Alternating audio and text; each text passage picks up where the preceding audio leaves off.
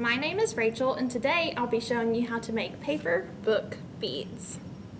For this project, you'll need some pages from a book, ruler and a pencil, scissors, glue, a toothpick, and string or whatever you want to put your beads on when you're finished. I started my beads by finding a book page that I liked that had words that were kind of close together. And then I made them into strips with my ruler and pencil.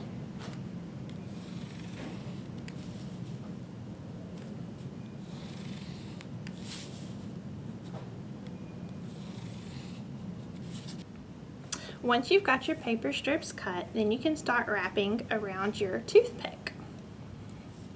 Some of mine I even cut in half so that I could get 2 beads out of 1 strip of paper. So you'll take your toothpick, dab some glue on the paper strip,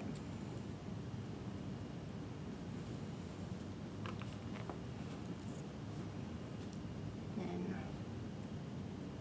wrap it around. The trick is to get the paper tight to each other without sticking to the toothpick itself. And then you just wrap the whole strip of paper, dabbing glue as you go.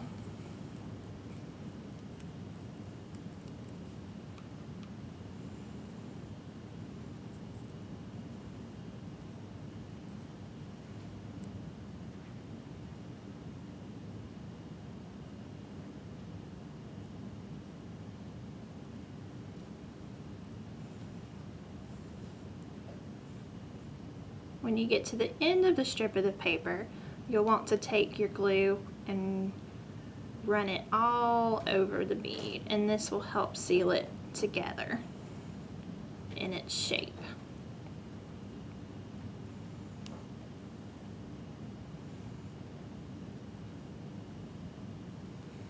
Then you can slide the bead off of the toothpick and let it dry.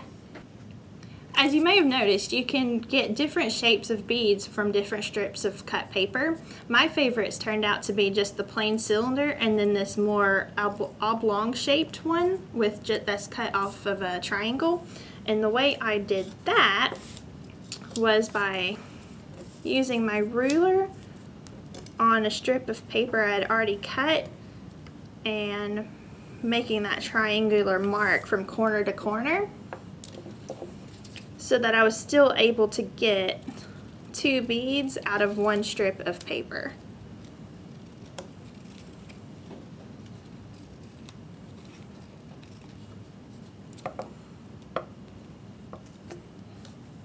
So we'll wrap a couple more here so you get the hang of how it looks.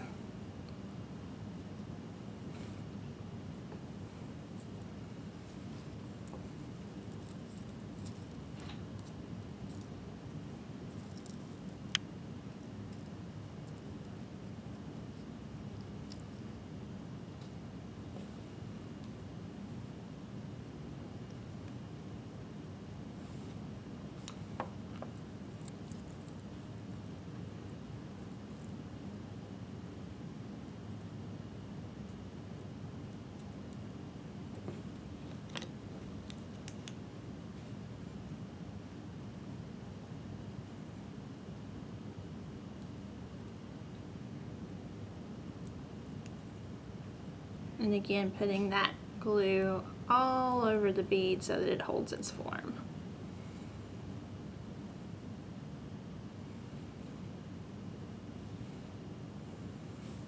Perfect. I let my beads dry for at least 24 hours before I was able to put them onto string for my bracelet here. I found that the best pieces of paper to use were thin paperback type sheets, but I did see some videos where people were using magazines as well.